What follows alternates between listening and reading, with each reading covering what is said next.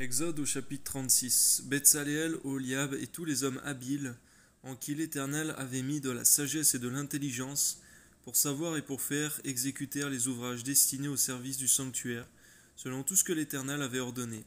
Moïse appela Betsaléel, Oholiab et tous les hommes habiles dans l'esprit, desquels l'Éternel avait mis de l'intelligence, tous ceux dont le cœur était disposé à s'appliquer à l'œuvre pour l'exécuter. Ils prirent devant Moïse toutes les offrandes qu'avaient apportées les enfants d'Israël pour faire les ouvrages destinés au service du sanctuaire. Chaque matin on apportait encore à Moïse des offrandes volontaires.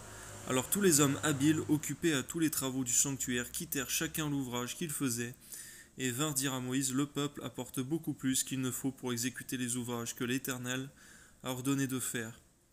Merci Seigneur mon Dieu pour ce peuple, Seigneur, qui avait vraiment à cœur ton œuvre. Au nom de Jésus, Amen.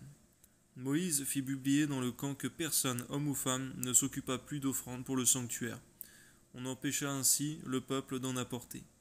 Les objets préparés suffisaient, et au-delà, pour tous les ouvrages à faire. Amen. Tous les hommes habiles qui travaillaient à l'œuvre firent le tabernacle avec 10 tapis de fin lin, rotor et de fil bleu, pourpre et cramoisi.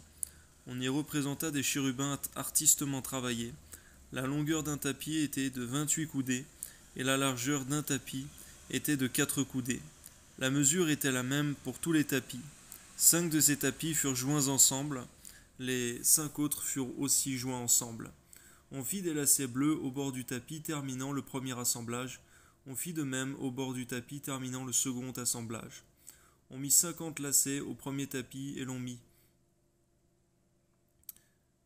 50 lacets au bord du tapis terminant le second assemblage. Ces lacets se correspondaient les uns aux autres. On fit 50 agrafes d'or et l'on joignit les tapis l'un à l'autre avec les agrafes. Et le tabernacle forma un tout. On fit des tapis de poils de chèvre pour servir de tente sur le tabernacle. On fit 11 de ces tapis. La longueur d'un tapis était de 30 coudées et la largeur d'un tapis était de 4 coudées. La mesure était la même pour les 11 tapis. On joignit séparément 5 de ces tapis et les 6 autres séparément.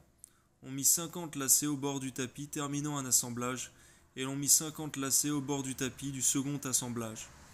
On fit 50 agrafes d'airain pour assembler la tente afin qu'elle formât un tout. On fit pour la tente une couverture de peau de bélier teinte en rouge et une couverture de peau teinte en bleu qui devait être mise par-dessus. On fit les planches pour le tabernacle. Elles étaient de bois d'acacia placées dessus, debout. La longueur d'une planche était de 10 coudées et la largeur d'une planche était d'1 coudée et demie. Il y avait pour chaque planche 2 tenons, joints l'un à l'autre, et l'on fit de même pour toutes les planches du tabernacle. On fit 20 planches pour le tabernacle du côté du midi. On mit 40 bases d'argent sous les 20 planches, 2 bases sous chaque planche pour ces 2 tenons. On fit 20 planches pour le second côté du tabernacle, le côté du nord, et leurs 40 bases d'argent, 2 sicles sous chaque planche. On fit 6 planches pour le fond du tabernacle. Du côté de l'Occident, on fit 2 planches pour les angles du tabernacle. Dans le fond, elles étaient doubles depuis le bas et bien liées à leur sommet par un anneau. On fit de même pour toutes les deux aux 2 angles. Il y avait ainsi 8 planches avec leurs bases d'argent, soit 16 bases, 2 bases sous chaque planche. On fit 5 barres de bois d'acacia pour les planches de l'un des côtés du tabernacle, 5 barres pour les planches du second côté du tabernacle, et 5 barres pour les planches du côté du tabernacle, formant le fond vers l'Occident. On fit la barre du milieu pour traverser les planches d'une extrémité à l'autre. On couvrit d'or les planches et l'on fit d'or les anneaux pour recevoir les barres, et l'on couvrit d'or les barres. On fit le voile de fil bleu, pourpre et cramoisi, de fin lin rotor. On le fit artistement travailler, l'on y représenta des chérubins. On fit pour lui 4 colonnes d'acacia. On les couvrit d'or. Elles avaient des crochets d'or, et l'on fondit pour elles 4 bases d'argent. On fit pour l'entrée de la tente un rideau de fil bleu, pourpre et cramoisi, et de fin lin rotor. C'était un ouvrage de broderie.